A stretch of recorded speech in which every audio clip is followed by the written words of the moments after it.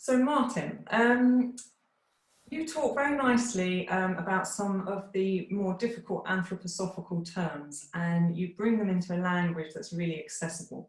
So my first question to you this evening is, can you describe to us what Steiner calls the two forces, Ahriman and Lucifer, and how do we work with them in Bothma, and then how can this relate to our wider lives? And just before Martin starts speaking, I'm going to type the message into the chat so you can read it if you like. Okay, Martin. Okay, thanks. So you can read an awful lot about Ahriman and Lucifer. And I can't say a great deal in our situation now.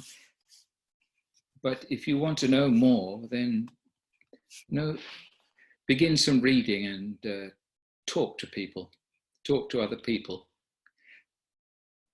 But these two great forces, as in big, huge forces, govern so much of the world and more.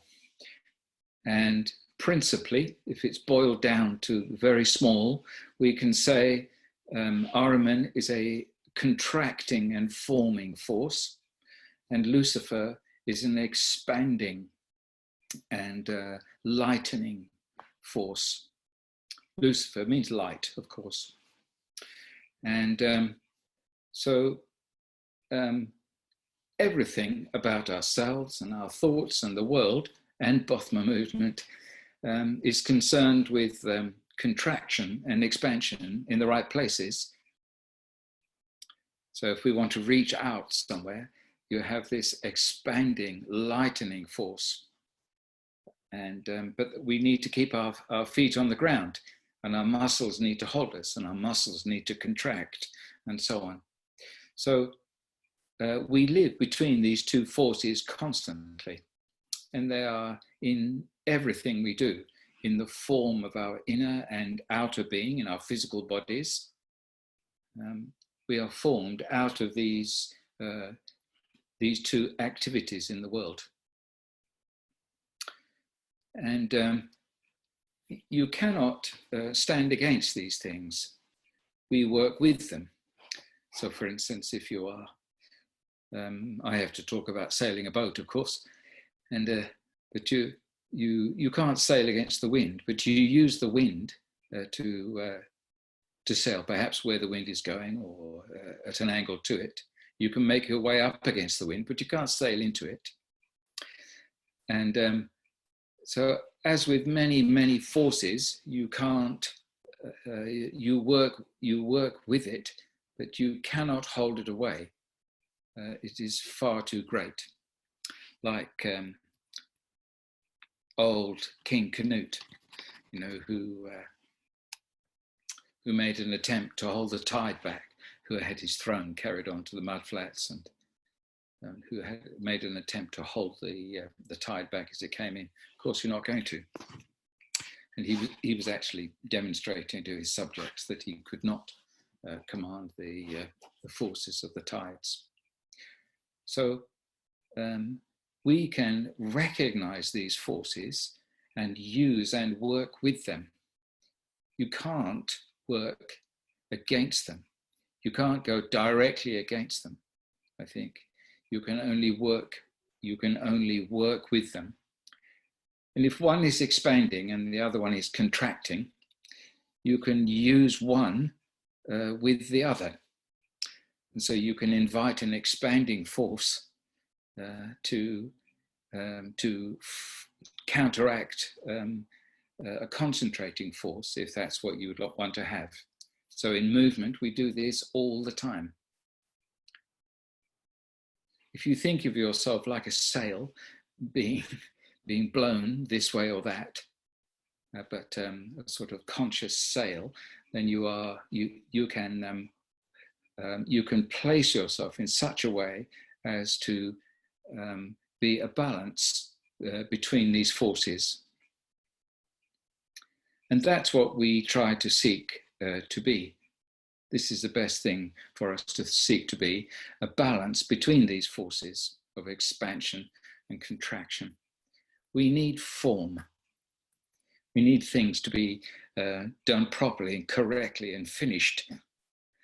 And at the same time, we need liftedness and newness and ideas and light and intelligence and art and beauty. And these things need to constantly work together. And so with these two beings or existences or forces, then we attempt to tread a middle path and to actively use and invite these forces. When one pulls you, you can use the other one.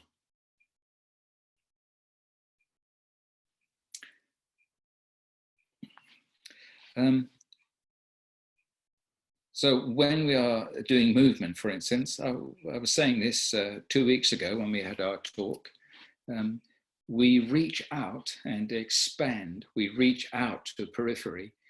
And Tara was mentioning these glimpses that we get of otherworldliness and of ideas and insights into our nature as human beings. And when we reach out, we tend to have these, to touch these things, but we need also an anchor so that we don't disappear off. It's almost it's almost a common caricature is the mad artist or the mad scientist who goes away with their thoughts and is not connected to the ground. And we see in our modern day this a world ordered by calculation and digitalization and materialism, that this is a hold of this existence or beingness of Ahriman, contracting the earth. So if you go, for instance, to university and study physical education now, a lot of what you will be doing is sports science. And you study the muscles and the physiology and the materialism of the body and how you can use it for enhancing your measured performance. So that there's very little, or there's little of the artistic or this the view of the human being. Even in the 1970s, when I was at university, then we had a slogan, "Sport for all." And it's slowly changed over the years. And now the money in Britain tends to go towards Olympics sports that will produce medals at the Olympics. And it is going less and less to sport for all, but sport to produce the best. And this sort of concentrated form, this concentration on the physical body and physical measured performance is becoming, we are seeing this more and more in our life of physical education. I think I've seen this happen more and more, at least. And we need to find more room, I think, for that liftedness in this respect. We need to find that middle way. Of course, if you've seen pictures of, or if you've been to the Goetheanum and looked at the sculpture, the representative of man, then you will see the Christ figure standing in this balance between Ahriman and Lucifer. But he doesn't say particularly, this is Christ. It's the representative of mankind or humankind. And I think it's one of our struggles is to attempt to gain the best balance we can between these forces. And I think I'm always a little biased, of course, but I think that in Bothma movement, not just the forms of the exercises, but the way in which we will choose to move to, I think we work on ourselves in a particularly hygienic and constructive way. And over time, I think it helps us a lot. I mean, did you ever visit a Bothma course? Or I visited many, but I never visited a Bothma course that had an unpleasant atmosphere. Some courses were a little bit small, and there were some little social things that go on with just a few people who've been together a long time, but Bothma courses with people struggling and working with the kind of things we work on, bring some beautiful things forward, I think.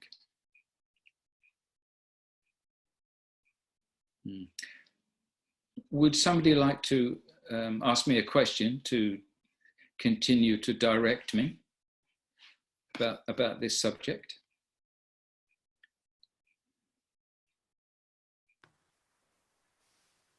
Yes, Martin, there is a question from Harriet, and I'm just going to find Harriet and unmute her.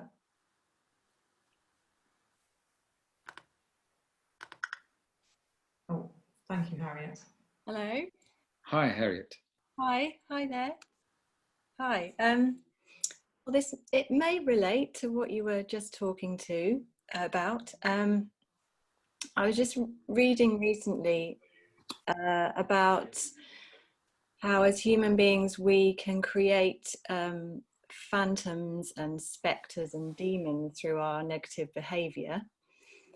So, for instance, Steiner says when we lie, it creates these hardened spots on our physical body. And then when we go into the spiritual world, when we sleep, the spiritual beings are incompatible with these. And so parts of the spiritual beings break off and remain behind as phantoms. And then a similar thing happens with our etheric body due to bad social institutions, and then again with our astral body due to people behaving coercively towards us.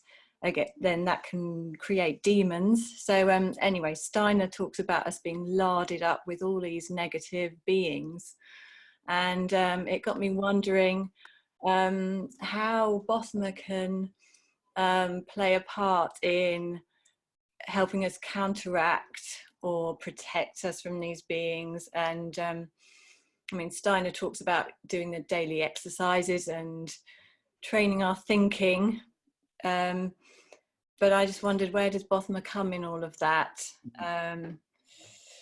How does it work alongside these daily exercises that Steiner talks about? Yeah. Have you got any thoughts about that? Yeah.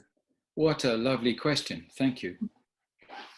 And I think that with our Bothma, the actual shape and form of the exercises, but in the way also that we would reach through them, the way we would try to move through them, I think has a hygiene about it, like the best baked bread or something like this. Just it's the exercises themselves, I think, are hygienic. Somebody also asked me about the relationship between meditation and meditative movement. And when we as adults go about our exercises in a full way, and we activate ourselves inwardly through the exercises as well, I think that there is a cleaning kind of activity. Probably all of you, because I've been told it many times, we normally work in weekends, and at the end of a weekend, and you go home, you feel sort of lighter and larger and freer, something like that. Many, many people have said this to me. Please nod if that's true. Is it true? A few of you nod there. Oh no, all of you, thank you. I had one guy, he was a motorbiker, and he'd come on his bike every time. And he had about 10 miles to go home. And he went through the lanes on the English countryside, through Kent, in Sussex into Kent. And he came one day to me and he said, you know, every time I go home, I ride my bike. And he said, I just feel like I'm flying. And it lasts me about 3 or 4 days.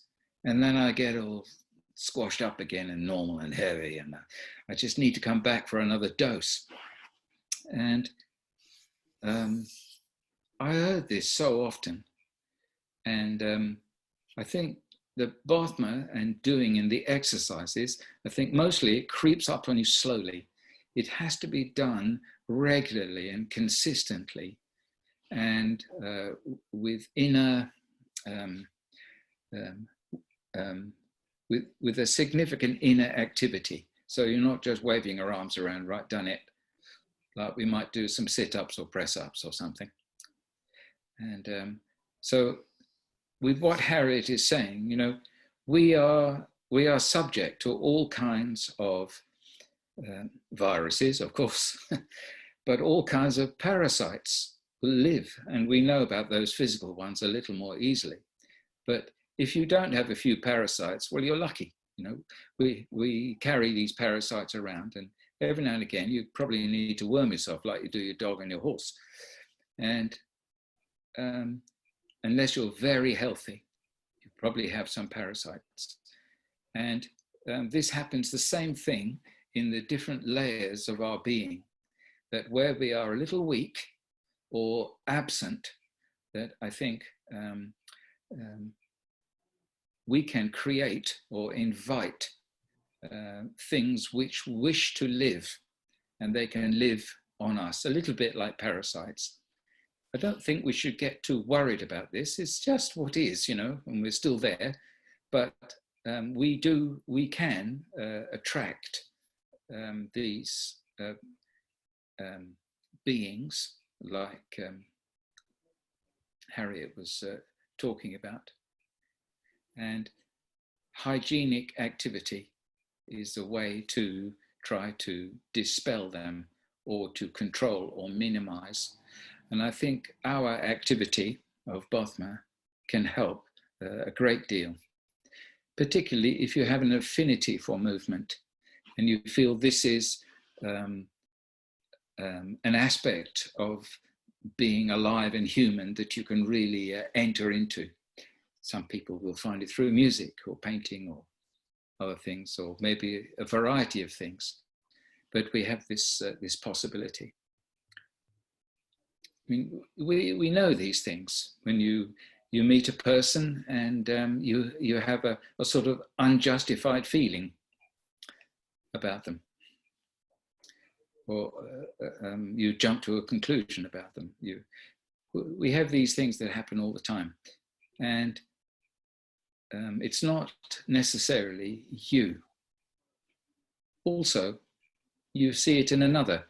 When another person can sometimes behave in a way that you didn't expect, or even in an unpleasant way or a weak way, if you have the thought that it's not that person that is doing that, it's something else, and you still love the person. You didn't like that thing which they were doing, but that's not actually them. That's something else which is living through them. But it's the remembering the best of that person. So we can experience these things all the time. You know, the human beings in a certain way aren't ugly, but they can carry with them things which are not constructive. would that be good enough, Harriet, do you think? I think so. Thank you. Hmm. Thank you. It's, yeah, something to ponder on. Yes, I think I can give you some things to think about.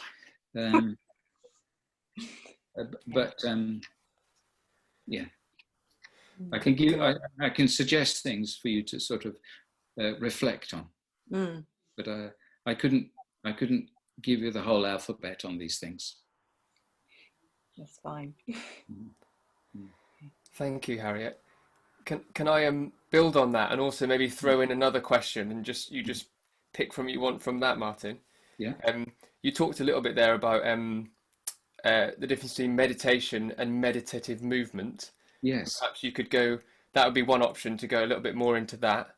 And then the other option would be, we had a question, Susan, on consciousness soul, talking about the age of consciousness soul. I'm not. Could you read that one out, please, Susan? The one that we had. Oh, actually, I've got it here. Can you describe to us what Steiner means by the age of consciousness soul and how it's linked to Böhmer movement? So I don't know if you want to sort of pick your way through any of that. Yeah. I think the meditative movement is important, particularly for us adults. Not so much teaching in school. I think that's another thing we can probably do in school. But for us adults, I think it's necessary for us to try to deepen what we do and be more aware about what we do. When we meditate in a certain way, we would move inwardly and bring about certain forms and activity inwardly. And when we move outwardly, we have imagined these forms and move into them. So if we do an opening exercise or a cross exercise, then we have a picture of this movement and we place ourselves through it. And we're not simply moving. We don't think, oh, raise the arm in this way, this muscle tenses, and so this arm comes up here. But as we spoke a couple of weeks ago, we were saying how there is quality in the space around us, and we deliberately place ourselves in these qualities of space, in an appropriate way. And so we are, all our exercises are of this seeking of balance. It's a demonstration of balance, or it is a balance between forces I'm speaking of. Also some balance, as in standing on one leg, but we go through these movements and they fall from balance and return, or they demonstrate this balance between front, back, left, right, up, down, and in and out. And we are constantly placing ourselves in connection with these different realms of movement. And one of the principal things I think it provides is a place to stand. It gives us a standpoint. Everything is changing and moving. Everything changes and moves. Look where we all were 6 weeks ago and where we are now. The whole world just changed. And not just this, but things are always changing. And we think we have our feet on the ground and we know what's what. But this is an illusion. And we try to keep things as stable as we can and as orderly as we can. But things change. And we have to be ready for this change. We have to be ready to move with change. And when I believe, we are better able to orientate ourselves outwardly and inwardly through meditation, sitting quietly meditation, and also in moving meditation. we give ourselves more of an inner standpoint so that the world can move and we are still here. So that we have our own orientation with what is around us. So we're not stuck with one thing. So if one thing changes, you don't just fall over because that was it. You know, I am a engineer and you lost your job and then you're, who am I? What am I? We can attach ourselves to different things. You know, I am a whatever. And it's an illusion. And this inner standpoint is a benefit or something we are able to move closer towards through doing Bothma and through inner meditations. But you know, I think there is such a great value in movement meditations, particularly in the way we are doing things. You know, it's happened twice. Once, I don't know, Adrian and I talked to a chap who was clairvoyant. And he was not too old, youngish, and he was extremely knowledgeable about all Steiner's things. And we said to him, how do you sort of know all this? He'd written books and about things, and he said, well, as soon as I read Steiner, I just sort of knew. It's like I'd seen it before, and it wasn't learning for me. It was a reminder. And then a little while later, he said, but you know, all this is new. When he was about our Bothma, he said, I haven't seen this before.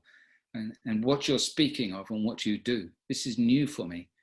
It's wonderful, but it's new for him. And another time, Stefan and I were with an anthroposophical doctor we'd been working with. And we'd been explaining what we were doing. And we were asking him about what we thought about the movements of the etheric body around us. And we said, what is this? And what's that? And how is this? And what do you call this? And what's it related to when we have this feeling and so on? We were questioning him, asking this doctor. And he explained some of it, what he imagined, and some of it he sort of guessed at. And then he also said to us, and you know, this is new. What you people are doing is new. And he was very complimentary. And I sometimes wonder, you know, there are such jewels here and a newness. And this newness and moving forward and pushing back these boundaries a little belongs in this movement of consciousness soul. You know, consciousness soul started centuries ago when we were coming out of the Dark Ages, and everything changed.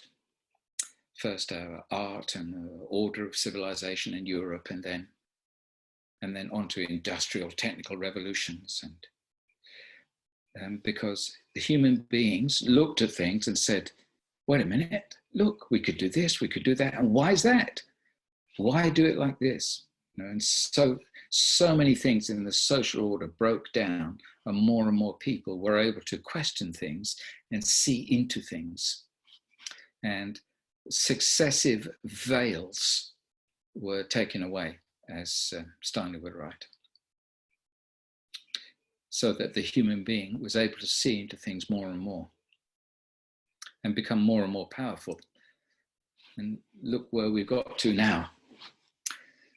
Where we're going with our technology and AI and weaponry and so on. It's amazing where the human being has got to. Steiner was always saying 2 steps morally and 1 step meditatively. one step inwardly, because we would become more and more powerful with this knowledge from our ability to be increasingly conscious. 1,000 years ago, 500 even, the kings would rule with divine right. And they were supposed to be more conscious than the rest of us. But we're all kings and queens now. We all have this opportunity for consciousness. And it may have started even in this land and then Europe, but it's all over the world now, this possibility. So this consciousness soul is this ability to be able to penetrate the world, to understand the world more, the veils being drawn away, so that we as individuals can see more, not to be told anymore.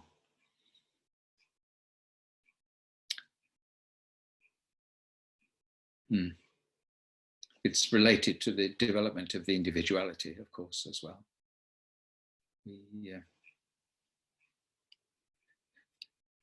We make our own minds up more and more about things. Well, I think this, or I think that. Yes, well, show me, rather than, yes, master, I do it.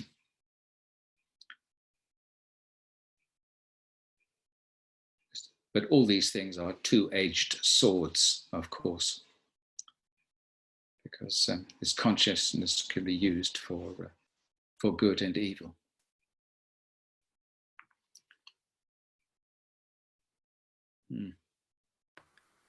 Is there a happier subject? Jan, you wanted to ask something before. Did you indicate?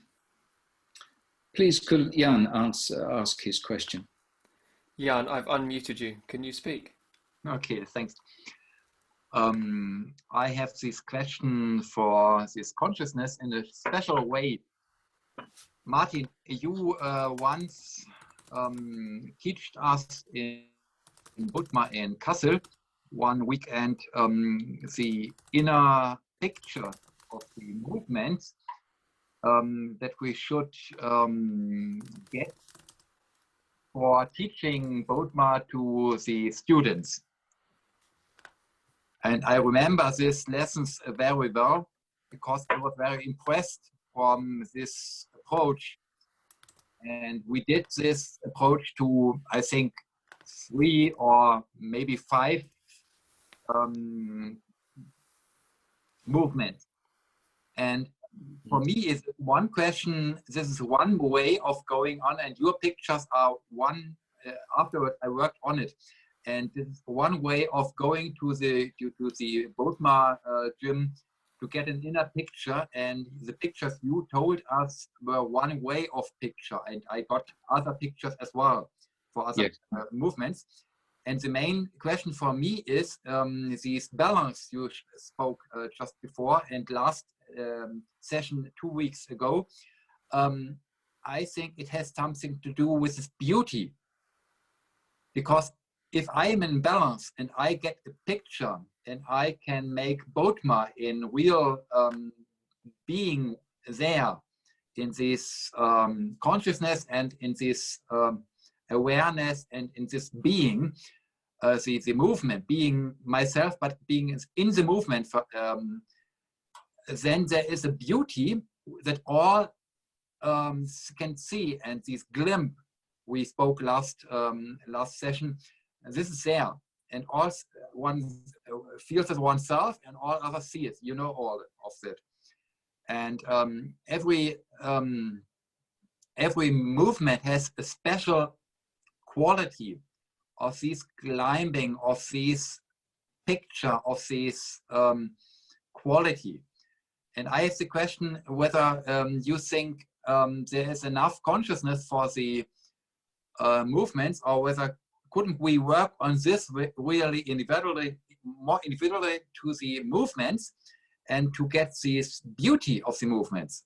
I think there's a lot of work to do for every single movement and these pictures, and to gather it and to form it in something like artist in an artist way, and really to get to this outer space, to the peripheral space, to get all these qualities in, and to I don't know whether I can say it in English. It's very hard for me, but I try to say this balance and this beauty, and the way of making Bodmer more in form, like Erwan, or more just in being outside. Yeah, this being both. Yes. Being there, being in this glimpse, in this light. This is this. Then there shines the beauty in a real way, not in an Lucifer way, but in a real way. And this, I think, has something to do with the Christ, and with which was just last weekend we got through. Yeah, and I have the question where these consciousness in this way, which Bodmer couldn't write in his book, and which Rose didn't get out from the book from her mother, she holded it back. This part of her mother, the Desica, wrote, and this kind of science and this kind of art. This is not. I think we have to work there a lot. What do you think about it? I agree with everything you've said. First of all, when I came to your course that weekend, and I gave you some pictures to work with on exercises, and I think these pictures are valid, but they're not the only pictures. And they are pictures to get you going, to work up imagination, imaginative possibility to move into, so that we don't move in a stick-like fashion on the form. So we are filled with picture. But, so I think they were true. I don't think it was a trick. Well, it might have been a little trick, but I think it's true. But we all need to individually investigate and discover. And don't assume that your teacher got it right. We all need to investigate. This is an aspect of consciousness soul also. There are no masters to follow anymore. We are our own masters, and we need to follow our own pictures and visions. And there are people who may aid us along the way, but the age of the old teacher is gone. And we don't have these old masters sitting cross-legged with a long beard in a cave anymore. This is gone. So you make your own pictures and you find your own way. And if you like the one I did, then do it, but not because I showed you, but because you rediscovered it for yourself. So there's that. I agree with you. We are scratching the surface. We've only just begun. And so there are many, many things that we need to discover in the fine tuning of these beautifully shaped exercises. And there will be more exercises that will be developed. But these exercises we have are like jewels, you know. And we shine through ourselves.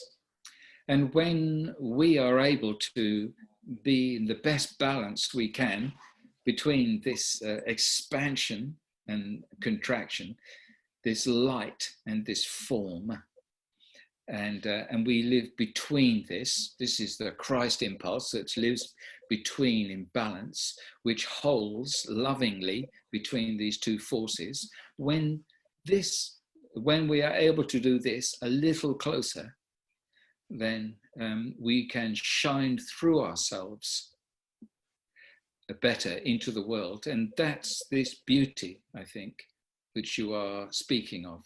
And it starts to become recognizable. You feel it, and other people with eyes also begin to see you change. You will have seen your course mates change during their time. And if you're teaching any courses yourself, you will see them slowly change and become a little more shiny over time. And I think it's something to do with this, bringing this sort of constructive balance or beauty there. It's a bit to do with what I was first saying, and in answer to Harriet, about this cleanliness or these hygienic exercises which help us. It gives us a pathway to bring a more sort of cleanliness. Yes. What I wanted to ask is this special way of working together, because what you told to me these years before in this course and what you tell now, I can go with it.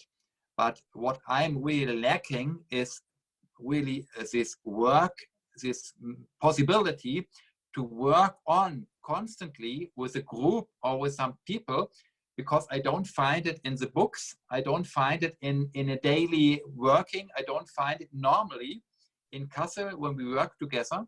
That was a special way you told in this years before. Mm-hmm. Yeah, and this is what I'm such an it's why I'm so alone with this impulse. Yes. Yeah?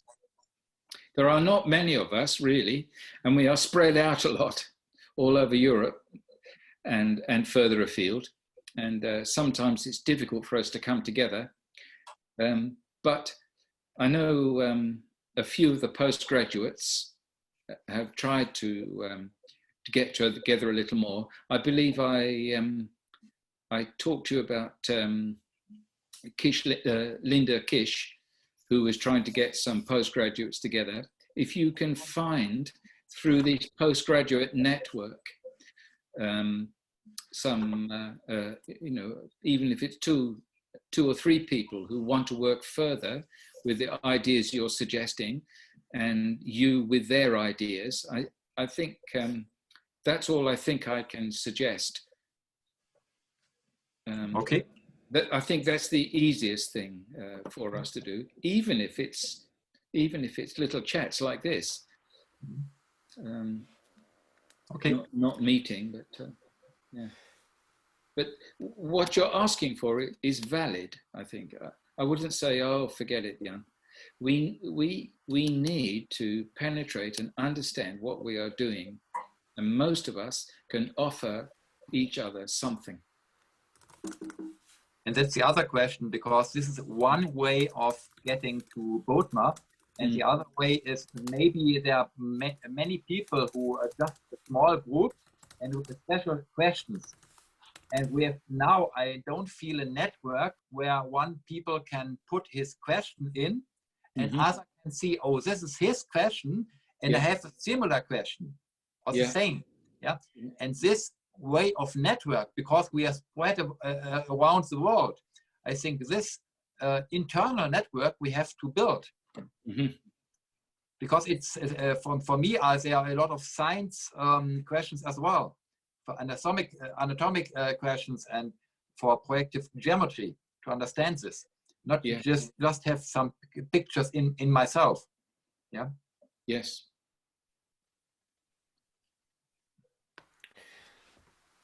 Can I jump in there and ask another question that was asked prior to the session, which really builds on this? This question came from Natasha from the Netherlands. And I think, I'm not sure if she's here. I can see her name, Natasha, but we haven't been able to contact her. Natasha, if you're here and you'd like to ask it yourself, please somehow communicate that to me.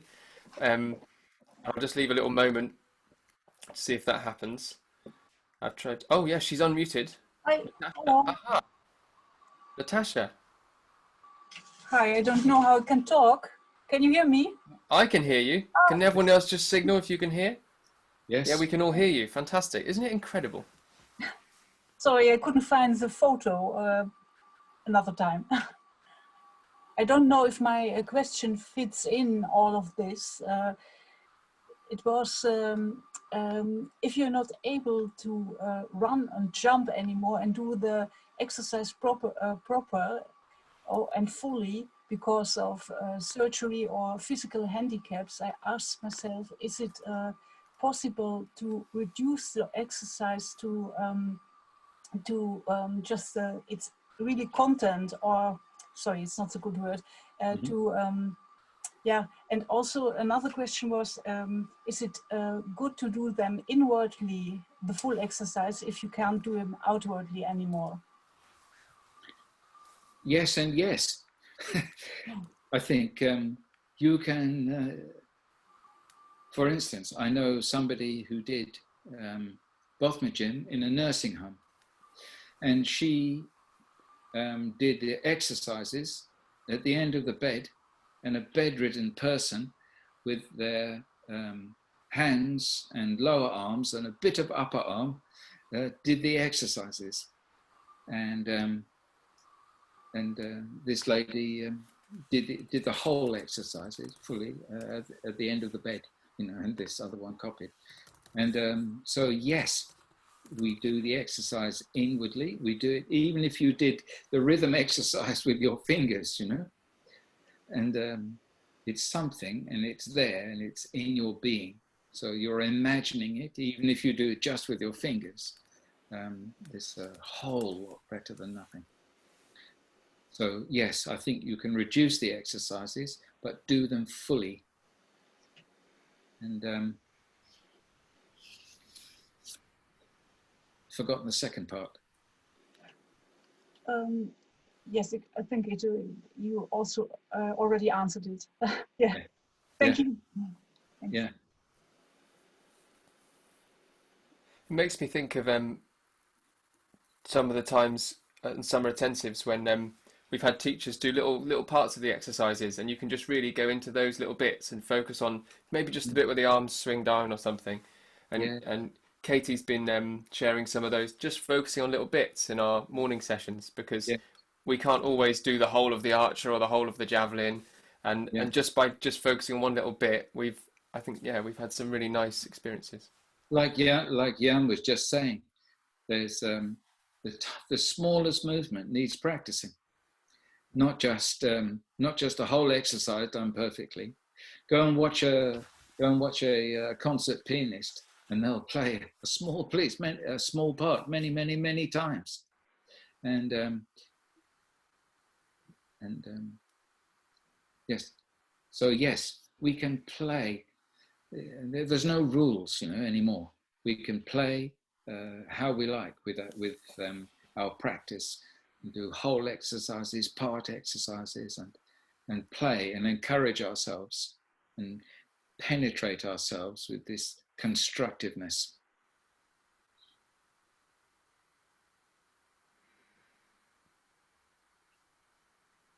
Is there another question on your list there? Well, we're coming near to the time to say goodnight to everyone. Yes. I don't know if there's anyone sitting there. Maybe just leave it open for a moment. If anything comes to anyone, to sort of, based on what we've already said, this situation reminds me of a Quakers meeting, because in Quakers meetings, someone speaks and there's a little pause, and just to see if anything comes up, and it has this lovely sense of space in between people speaking. And once I went to one, and even after their religious part of the ceremony, then they just had the business side of things, and someone would make a proposal, and everyone would just sit there for a few moments, just letting that sink in. And I'm just waffling now, just to see if there's anything else that anyone wants to say.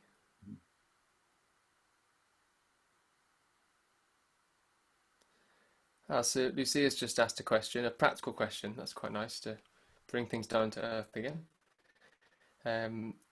She says, I've been a bit out of touch. Is there a way of connecting at the moment? Any Zoom Bothma sessions happening? Yes, there's lots happening. Susan, could you tell us about that? Yes, thank you.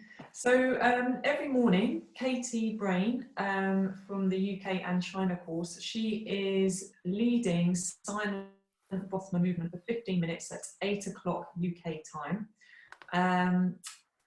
I'll try and put a link in. And then every weekday morning, Kevin is doing a lovely family time movement songs session at 9 o'clock UK time. Yeah, I'll try and get those links in. And did you mention your Bothma exploration sessions as well? Oh yeah, sorry. I'll talk about them. So on Mondays and Wednesdays, have I got the days right, Susan? Yeah.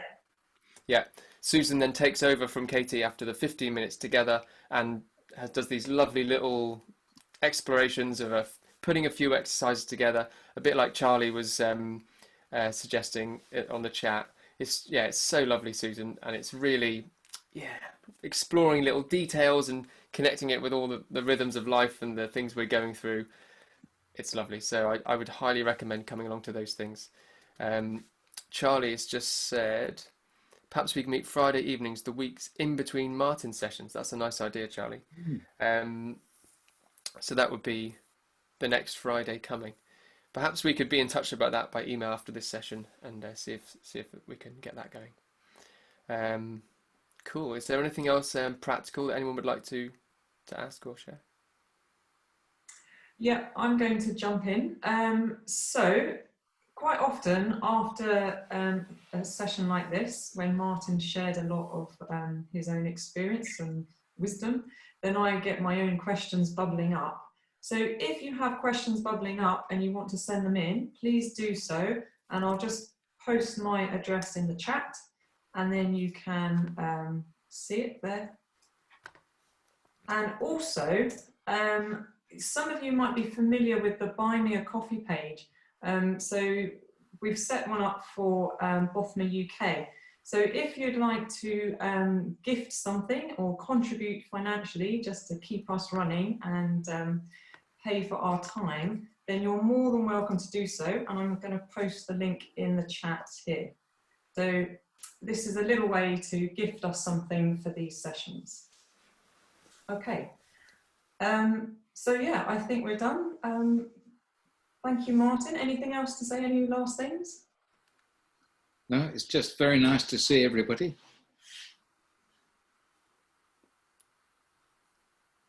Great. Great. Thank you all for coming in. It's just so nice to see you all. And Kevin, shall we finish off with you?